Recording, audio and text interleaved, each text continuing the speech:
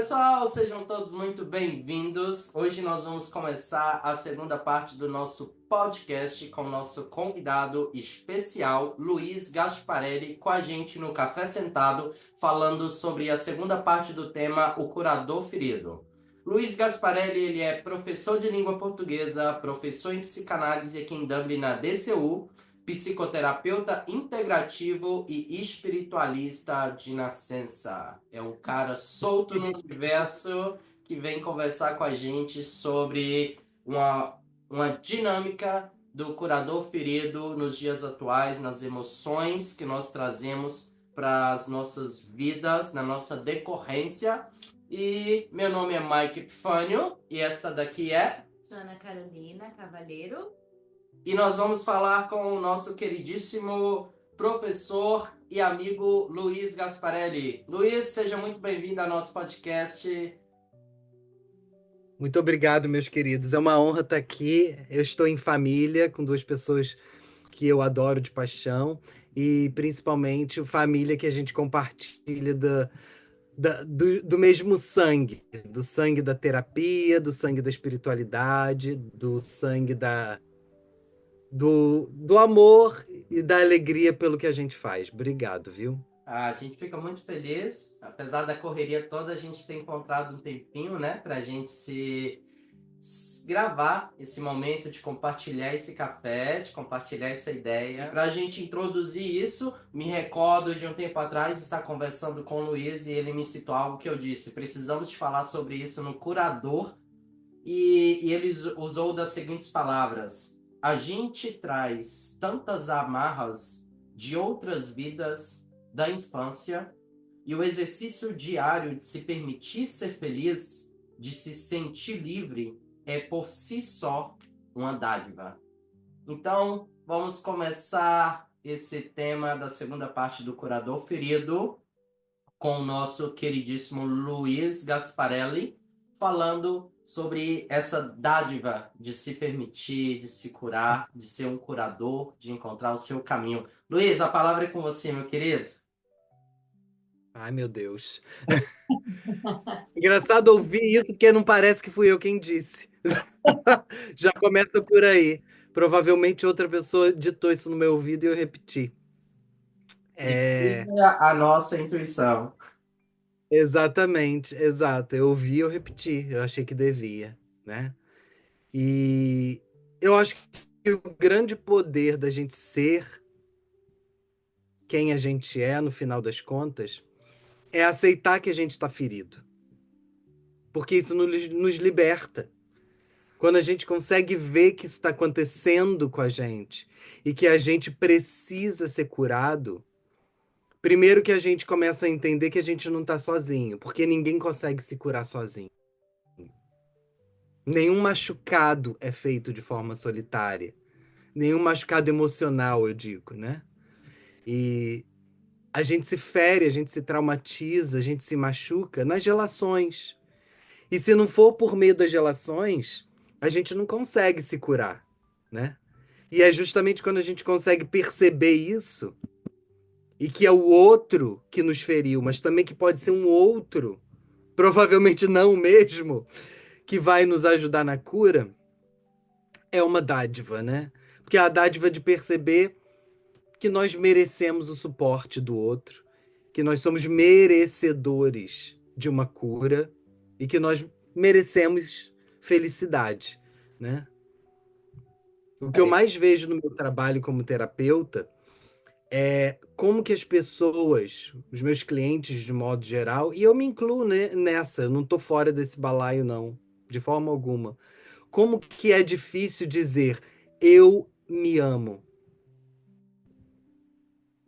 Geralmente o que eu escuto dos meus clientes é: ai, isso sou esquisito, ai, isso é engraçado, ai, é desconfortável. Ah, isso, ah, aquilo, mas nunca é. Nossa, eu me sinto tão feliz de falar que eu me amo. Juntar amar a si mesmo com felicidade parecem antônimos em vez de sinônimos. Em vez de combinar, é como se tivesse alguma coisa quebrada, né? Eu acho que talvez esse seja um dos primeiros dos muitos passos dessa cura, né? É olhar no espelho de manhã e não importa se está descabelado, se está acima do peso, se não tem cabelo, igual a mim. É olhar o espelho e dizer assim, eu amo essa figura, né? É, tudo tá ficando tão assim, tipo, fantasioso, porque a gente não pode ser quebrado, já percebeu? A gente não pode estar machucado, a gente não pode estar triste, a gente está vivendo numa ilusão que as pessoas estão pregando, né? Graças a Deus eu vejo que está tendo um progresso muito grande, que as coisas estão dando uma diminuída, mas que as pessoas estão falando um pouco mais da dor agora, as pessoas estão falando um pouco mais da vulnerabilidade, né? A Ana, como especialista na área em dramaturgia, pode falar um pouco mais disso, mas as pessoas colocaram um padrão de ser feliz, de estar em um patamar que a gente não está, sabe? De uma felicidade plena que a gente ainda não vive, né, Ana? Eu vou citar um poema que eu amo muito. É o poema do Fernando Hum, Pessoa, Tabacaria, né? Que ele fala: fiz de mim o que não soube e o que podia fazer de mim não o fiz. Quando quis tirar a máscara, estava pegada a cara. Quando atirei e me vi ao espelho, já tinha envelhecido, Ó, né? O que é que isto quer dizer, né? A gente está falando assim daquela coisa de eu me amo, né? O que o Luiz falou, eu me amo. Como que eu vou amar a mim mesmo se eu preciso usar máscaras para mostrar para os outros quem eu sou, né? E de fato não mostro quem eu sou. Então, a primeira coisa para a gente aprender a se amar, eu sempre falo para os meus pacientes, quem é a pessoa mais importante? Imagina que tem uma prateleira, né? E você pode colocar a primeira pessoa lá no alto da prateleira, quem é que você vai colocar? Ah, é a minha mãe, ah, é meu pai, é meu filho, é meu namorado, mas nunca si mesmo. Então, o que a gente tem que começar a fazer é o movimento de começar a se escolher e parar de usar máscaras para agradar os outros. Estamos aqui para agradar a nós, porque quando estamos felizes, nos amando, estamos na nossa autenticidade, mas ainda estamos usando as máscaras, né? E por isso que Fernando Pessoa diz, quando fui tirar a máscara, ela estava grudada à cara e eu já tinha envelhecido. Porque a gente usa tanto a máscara por tanto tempo que ela se torna parte de nós. exa- é, e me faz pensar também na ideia de que a gente hoje em dia, né, a gente vê muito, e eu nunca me excluo disso, porque eu faço parte dessa sociedade, não tem como não ser, né? De que a gente só ama aquela parte que é instagramável da nossa personalidade ou do nosso ser. Aquelas partes feias, a gente, como sempre, empurra para debaixo do tapete, e ali essas partes vão ficando esquecidas, enraivecidas, doentes, né? E são justamente essas partes que mais precisam, que mais merecem o nosso amor. Porque são as partes que nos estruturam. Quando você estava lendo aí o Fernando, me lembrou da Clarice Lispector, que é a minha escritora favorita. E a Clarice uma vez escreveu: é, no edifício de quem eu não sei qual defeito é o que me sustenta. Por isso eu não posso remover nenhum, com medo de desabar. Quais defeitos sustentam quem eu sou? É aquele jogo, né, que na Irlanda eles chamam de Jenga, que é aquelas peças de madeira intercaladas que você vai puxando e botando em cima. Se a gente tira uma peça daquela de quem nós somos, em troca de uma dessas máscaras, né, tudo desaba. Exato. E aí sobra o quê? Sobra só o caos. Só cai, né? Só cai. É, E Só agradeço cai. também quando cair, porque quando cair, você tem a oportunidade de recomeçar. E recomeçar de uma forma Exato. diferente, se refazer. Nós temos o poder, todos nós temos o poder de manusear a nossa própria vida do jeito que a gente quiser. Então, às vezes a gente reclama, reclama, reclama, reclama. Presta atenção nas escolhas, né, que você está fazendo. Eu me incluo nessa, eu falo assim, poxa, eu tô, tá tudo dando errado, errado, errado. Peraí, deixa eu fazer uma recapitulação e ver o que é que eu estou escolhendo que não está sendo bom para mim e que está me fazendo sempre dar murro em ponta de faca.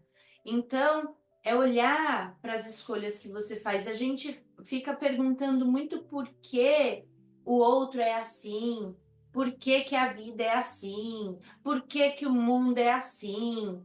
E a gente esquece de colocar nossa própria responsabilidade diante das nossas próprias escolhas, porque é elas que estão trazendo o resultado que nos está sendo apresentado o tempo inteiro. nesse gancho aí a gente tem Exato. a questão das escolhas do social, né? E tem as escolhas pessoais, que foi até uma coisa que a gente comentou um pouquinho na primeira parte do curador, até onde vai a nossa vontade nisso daí, né? Até onde vai a nossa cura dentro de nós ao perceber que as vontades são nossas, né? O tirar a máscara do que o outro quer, mas e o aceitar o que está dentro, né? Será que estamos prontos? Vamos pegar esse gancho do Luiz, que ele é muito bom para se expressar nisso. É, o que você acha, Luiz, quando as pessoas começam a se curar nesse processo, não antissocial, mas sair um pouco do que o outro quer, né? E entrar um pouco para dentro, na introspecção de aceitar a si mesmo, quando remove essas máscaras e acha tudo aquilo que ficou embaixo do tapete de volta, como que você Uhum. vê esse processo de autocura, de autoconhecimento? Uhum. Eu vou seguir com um pouco do que a Ana disse. Enquanto você dizia, Ana, me veio muito à mente a carta da torre do tarô, a Maravilhoso. Torre de Deus, que é uma das cartas mais temidas do baralho do tarô, porque é a carta de que tudo desaba, nada sobra. E o grande pavor das pessoas dessa carta é justamente, mas é tudo que eu tenho. Mas as pessoas esquecem que quem está fazendo isso é Deus. É a torre de Deus, né? É Deus derrubando a torre. Não é qualquer figura maligna. Se ele está derrubando é porque ele sabe que tem algo melhor para ser reconstruído. E eu acho que essa resposta passa por isso, né? Porque o que vem depois da torre é a estrela, a esperança. Só depois da gente derrubar tudo aquilo que não nos serve, porque não é nosso, de cair as torres, os pedestais, os pensamentos, as ideias que nós temos sobre nós mesmos, geralmente dadas pelos outros, quando isso tudo cai à terra e nada resta, resta esperança. É o que vem em seguida, né? E que talvez aí é o caminho da cura, né? Aceitar eu acho que vale a pena eu abraçar a torre que está ao meu redor, desmoronando tudo, destruindo tudo, porque isso não é feito para o meu mal. Isso é feito para eu me tornar uma pessoa melhor. Tem esperança Depois, depois. se a gente pegar essa sequência do tirar a máscara, olhar para si e aceitar essa mudança, a gente entra na fase do. A estrela também, acredito que, em outro ponto de vista, ela vem falando sobre o aceitar o que vem além, né? E esse além que é o desconhecido, esse além que é a terra neutra que ainda não pisamos, dá muito medo, né? E o conforto é tão gostoso, né? Ai, é tão legal ficar na zona de conforto. Conforto, o conforto é o pré-torre.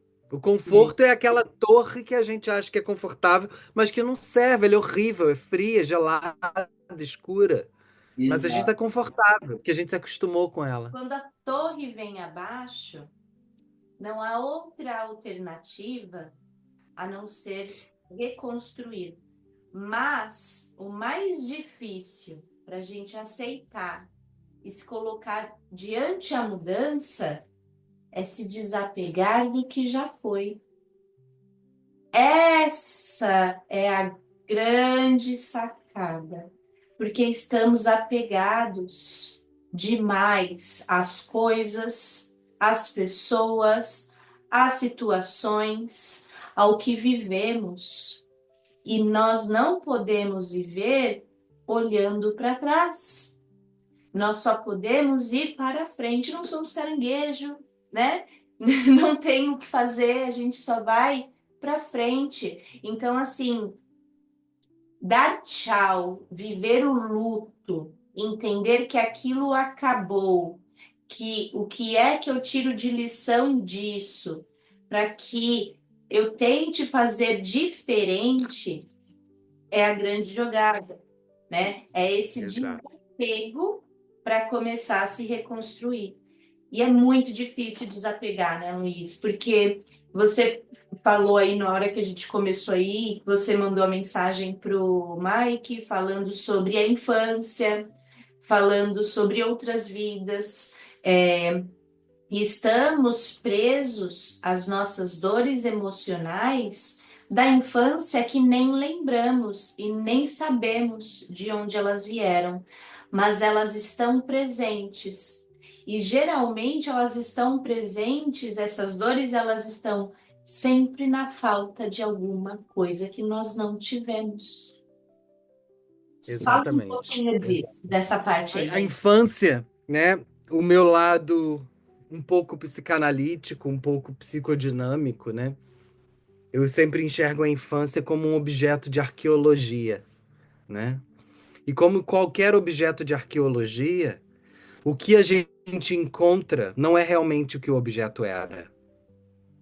A gente encontra o fragmento daquele objeto, né? E, e trabalhar com um fragmento pode ser muito perigoso, porque você vê um objeto arqueológico, um pedaço de cerâmica que você deduz que fosse uma panela, um prato, e a partir disso você cria uma história para aquele prato, mas não era um prato, era um copo. E quando a gente faz isso com a nossa infância, com as nossas memórias, ou com a ausência das memórias, ou então com as memórias que a gente carrega no nosso corpo, que essas jamais mentem, é, é uma experiência diferente, né? Mas ao mesmo tempo, até que ponto essa arqueologia da nossa infância, ela não é, na verdade, como eu disse, essa brincadeira aí de prato e copo da arqueologia, o que a gente achava que aconteceu, na verdade, não aconteceu. Ou aconteceu diferente. E como que isso cria quem nós somos.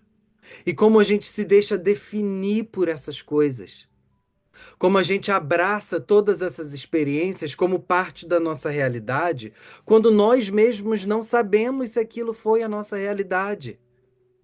Se aquilo foi só um fragmento da realidade, ou a forma como eu entendi a realidade na perspectiva de uma criança experienciando, vivenciando aquilo, não um adulto.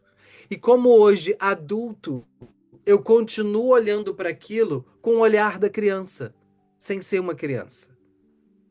E aí mora a ferida, né? Que é o grande exercício de olhar para tudo isso atrás e falar assim: isso me aconteceu ou não, mas isso não define quem eu sou.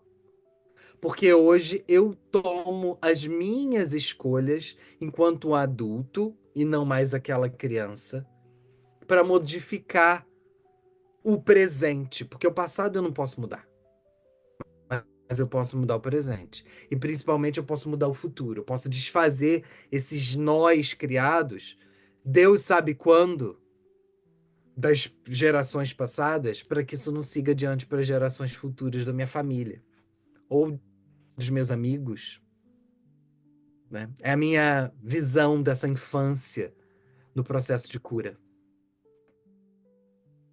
Olha, Luiz, é exatamente isso. Nós olhamos para um passado que nós não lembramos, mas interpretamos, e a partir dessas interpretações que estão nos nossos pensamentos, eu acho que a gente morre de pensar, né? A gente pensa muito, a gente quer entender muita coisa, a gente quer encontrar porquê, a gente quer encontrar o para quê, e a vida é viver, né? E a gente se prende nessas coisas como se tivesse que ter que encontrar uma resposta do porquê eu sou assim. E nós não somos, Exato. nós estamos, né? Quando nós nos limitamos a ser, eu sou, eu me limito. E para E quando de eu me ter, limito, né? eu paro de crescer. Então, assim, eu não sou, eu estou. Hoje eu estou chata pra caramba, mas não quer dizer que eu seja. Hoje eu estou muito ciumenta, mas não quer dizer que eu seja. Hoje eu estou super responsável, mas talvez pode ser que eu não seja também. Então, assim, é o que a vida me pede, qual é a minha escolha e como é que eu vou agir em cima daquilo, depende da situação. Nós falamos até de maternidade, eu falei de maternidade com uma amiga minha e ela tem alguns irmãos, e ela falou assim: eu acho um absurdo. A minha mãe, quando eu nasci, ela era de um jeito, o segundo ela era de outro, o terceiro ela é completamente diferente. Eu falei, mas quando a sua mãe teve, antes de ter você, ela era mãe? Então ela não sabia ser mãe. Ela tinha interpretações do que é ser mãe a partir da própria mãe ou de figuras de mãe que estavam próximas a ela, Da experiência, né, da que ela teve. experiência que ela teve. Quando ela aprendeu a ser mãe sendo mãe. Não foi a partir do que ela Uhum. pensou, foi sendo. Então, ela aprendeu a ser mãe com você primeiro. Com a segunda, ela aprendeu a ser uma mãe diferente, porque ela já teve a experiência de ser mãe, mas o segundo filho ensinou para ela outras coisas. E aí, no terceiro filho, ela aprendeu a ser outra mãe. Então, por que que os filhos são diferentes se são criados iguais? Não são criados iguais. Jamais serão. Jamais será. Meninos, mas então a gente vai dar um pequeno pulo para a segunda parte, onde nós falaremos sobre essas memórias do corpo. Vamos entrar um pouco nesse ponto psicanalítico e Fenomenológico. isso, e um pouco da dramaturgia também, porque isso é um assunto interessante. A memória do que nós trazemos no corpo representa muito também o que é visual, o que o outro vê sobre nós e como nós também nos vemos, né? Porque carregamos dores em nosso corpo, de situações, de traumas encontrados em nós, que é importante a gente falar um pouco sobre esse encontro da autocura, do autoconhecimento, de como isso vai nos curando. Então, vamos dar uma pequena pausa agora